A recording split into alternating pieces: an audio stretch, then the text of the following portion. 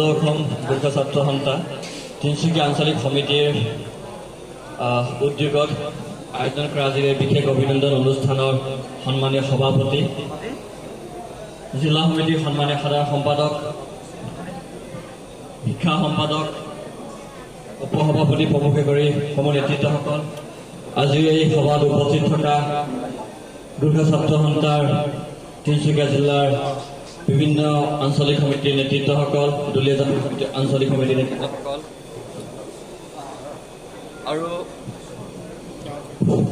আৰু শ্ৰদ্ধাৰ অভিভাৱকসকল, আজিৰ এই সভাৰ মূল আকৰ্ষণৰ কেন্দ্ৰবিন্দু তথা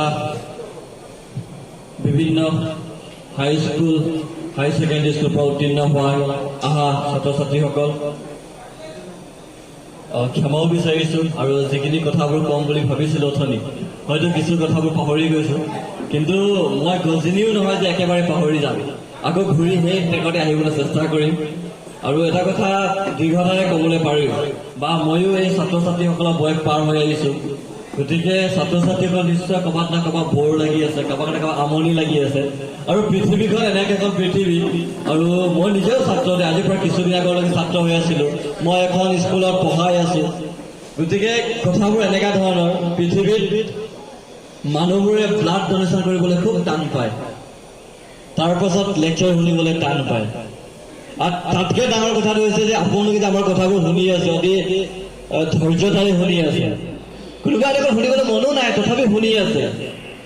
কিন্তু কথাটো হৈছে যদি আপোনালোকে কেতিয়াবা আশাও কৰে আমাক লৈ, কেতিয়াবা আপুনি আমাক লৈ কিছুমান অভিযোগবোৰ দিয়ে, কেতিয়াবা আপোনালোকে অভিমানৰ কথাবোৰ কয়, কেতিয়াবা আপুনি আমাক দিয়া পৰামৰ্শবোৰ দিয়ে, এইটো মই জ্যেষ্ঠসকলক কৈ আছোঁ যে ষ্টুডেণ্টছক কোৱা নাই, প্ৰথমে মই জ্যেষ্ঠসকলক ক'ব বিচাৰিছোঁ। কিন্তু আমাৰ জাৰ্ণিটো কেনেকুৱা গম পায়নে?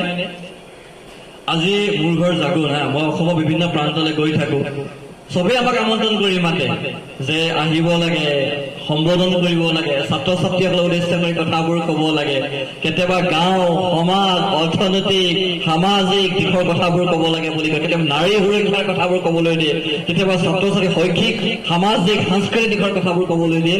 কিন্তু কোনো গাৰ্জেনে নকয় যে মোৰ ল'ৰাই সংগঠন কৰিব লাগে বুলি, কোনো গাৰ্জেনে নকয় যে মোৰ ছোৱালীজনে গোৰ্খা ছাত্ৰ সন্থাৰ ভৱিষ্যত গৈ সভানেত্ৰী হ'ব লাগে বুলি কয়। কোনো গাৰ্জেনে কোৱা দেখা নাই যে মোৰ পুতেকে, মোৰ সন্তানে এদিন অসম তিনিচুকীয়া জিলাৰ পৰা গৈ মেলি অসমৰ আটাইতকৈ শক্তিশালী ছাত্ৰ সংগঠন হওক বা যিকোনো সামাজিক অনুষ্ঠানৰ দায়িত্ববোৰ ল'ব লাগে বুলি কয়। গতিকে কথাবোৰ ভাবোঁ আমি যে শুদ্ধ পাঠত গৈছোঁ নে নাই বুলি, আমি যে ভাল ট্ৰেকত আছোঁ নে বুলি কেতিয়াবা মনত প্ৰশ্নবোৰ আহে।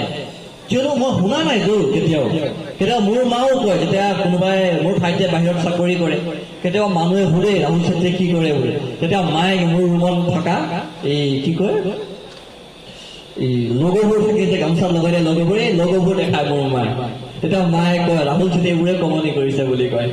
এতিয়া কি হৈছে, সংগঠনবোৰেও ভালকৈ আয়োজনবোৰ কৰে, গামোচা দিছে, কেতিয়াবা কিবা কিবি উপহাৰবোৰ দিয়ে, কেতিয়াবা গোৰ্খা ছাত্ৰ সন্থাত গ'লে খুকুৰি দিয়ে, কেতিয়াবা নাগা ছাত্ৰ সন্থাত গ'লে নাগা দাও দি পঠায়, কোনোবা তলোৱাৰ দি পঠায়, কোনোবা হেংদাং দি পঠায়, এইবোৰো ঘৰত থৈ দিছোঁ।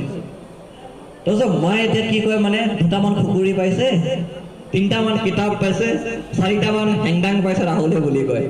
গতিকে কথাবোৰ কেনেকুৱা ধৰণৰ মোৰ মায়ে নাজানে হয়তো মই কিমান সন্তুষ্টি লাভ কৰিলোঁ, how much I am getting the certification by doing all these professions. This is not a profession, this is not a job. But the thing is that each and every individual does their duty, follow their ideology just to bring a satisfaction. Mothers doesn't know, মায়ে নাজানে, দেউতাই নাজানে যে এজনী ছোৱালী ৰাতি 12টা বজাত উঠি কিয় পঢ়ে বুলি। মায়ে কয় এই শুই যাচোন, ৰাতি নপঢ়িবি, চকু বেয়া হ'ব, মূৰ বিষাব বুলি কয়। কেতিয়াবা মায়ে কয় ইমান জলদি শুই গৈছো, ৰাতিপুৱা উঠোঁতে দেৰিকৈ উঠ, সোনকালে পঢ়, এনেকা বুলি কথাবোৰ কয়। কিন্তু সেই পঢ়ি থকা ছোৱালীয়ে জানে ৰাতি কষ্ট কৰিলে যে ৰিজাল্টৰ দিনত দিয়া ফল, ৰিজাল্টৰ দিনত দিয়া আউটকামটো কিমান চেটিছফিকেশ্যন আনে, এইটো ষ্টুডেণ্টে বুজি পায়। গতিকে এই সংগঠনৰ কামবোৰ কৰি আছে, সামাজিক জীৱন যাত্ৰাত যে কেতিয়াবা মানুহবোৰৰ মুখত অলপমান হাঁহি যদি বিৰিঙিছে, মই ভাবোঁ মোৰ ভাইটিয়ে চাকৰি কৰে তাতকৈ বেছি মই সুখী হৈছোঁ। কেতিয়াবা ই মোক ফোন কৰি কয় যে তই জাৰ্মানীলৈ কাম কৰিব যাবি নেকি বুলি। কেতিয়াবা কয় তই ইংলেণ্ডলৈ কাম কৰিব যাবি নেকি? সি যিখন কোম্পানীত কাম কৰিছে চাকৰিৰ কাৰণে বহুত অফাৰ পাইছোঁ দেই, একেবাৰে পঢ়া শুনা নকৰি থকা নাই, নকৰাকৈ থকা নাই, পাইছোঁ, ভাল নম্বৰো পাইছোঁ, মেট্ৰিক পাছ কৰিছোঁ, হাই ছেকেণ্ডেৰী যেতিয়া মই পাইছোঁ চাগে সমগ্ৰ অসমৰ ভিতৰতে মই আটাইতকৈ বেছি গ্ৰ'থ পাৰ্চেণ্টেজ পোৱা ল'ৰা আছিলোঁ। বি বৰুৱা কলেজত পঢ়িছোঁ, য'ত এতিয়াতো বি বৰুৱা কলেজত পঢ়িবৰ কাৰণে চাগে 85-90% লাগে, তাত পঢ়িলোঁ, ইউনিভাৰ্চিটিত পঢ়িলোঁ, বিভিন্ন ডিগ্ৰীবোৰ পালোঁ। কিন্তু বস্তুটো কি, চাকৰি সৰ্বোচ্চ নহয় মোৰ জীৱনত। মোৰ চকুৰ বা মোৰ বিবেক বুদ্ধিয়ে কি কয়, চাকৰিটো চবকে লাগে। ময়ো এটা সময়ত সৰু থাকোঁতে কৈছিলোঁ ইঞ্জিনিয়াৰ হ'ম বুলি, মোৰ বন্ধু কোনোবাই কৈছিলে ডক্টৰ হ'ম বুলি, বাট যেতিয়া ডাঙৰ হৈ গ'লো এতিয়া মই ভাবোঁ যে চাকৰিটো সৰ্বোচ্চ নহয়। হয়, জীৱনখন জীয়াই থাকিবৰ কাৰণে এখন বাটবোৰ লাগিব, আমি ৱেজবোৰ বনাব লাগিব, কিন্তু ৱেটো এইটো নহয় যে মা দেউতাই কৰি দিয়া কমনিৰ পৰা খাম, আমি কৰিব লাগিব। ন' ডাউট আমি আজি সাংগঠনিক জীৱন যাত্ৰাত আছোঁ। একে সময়তে মই ক'লোৱে অথনি মই এখন কলেজৰ লগত জড়িত হৈ আছোঁ, কোনোবা এডোখৰত কাম কৰিছোঁ, লাইফখন চলাই আছোঁ। হয়তো মায়ে ভবা দৰে মাক একদম ফ্লাইটত লৈ যাব পৰা নাই, কিন্তু মাৰ কাইলৈ এনিভাৰ্চাৰী, মা আৰু দেউতাৰ কালি 30 বছৰ নে 31 বছৰ হ'ব বিয়া পতা। গতিকে মায়ে ভবা দৰে হয়তো পৃথিৱীত ঘূৰাই লৈ যাব পৰা নাই, কিন্তু মায়ে ভবা দৰে এটা ৰঙা শাৰী যিখন কিনি দিবলৈ পাৰিছোঁ। আৰু আমি পাৰিম। মা দেউতাক যে কোনোবা এডোখৰ যে লজ্জা অনুভৱ কৰি মূৰখন তলত কৰি জীয়াই থাকিব কেতিয়াও নিদিওঁ।